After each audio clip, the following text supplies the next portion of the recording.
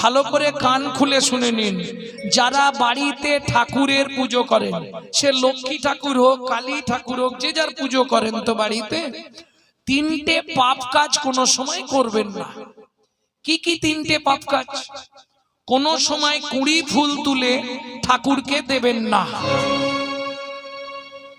যারা আমার ইউটিউব শুনে তারা নিশ্চয়ই এগুলো জানে। কোন সময় ৩-৪ দিনের বাসি পচা ফুল ভগবানকে দেবেন না। ২, ৩ নম্বর, যেটা আপনারা সব সময় পাপটা করেন, এটা করবেন না। সকালবেলা হাঁটতে যাবার নাম করে লোকের কাছে ফুল চুরি করে ঠাকুরকে দেবেন না। কি হলো, হাসছে কেন? মানে যারা করে তারা হাসছে নাকি? হ্যাঁ, এ পাপ হয়। কোথায় বলা আছে? ব্রহ্মবৈবর্ত পুরাণে বলা আছে, শ্রীমদ্ ভাগবতের ৫ম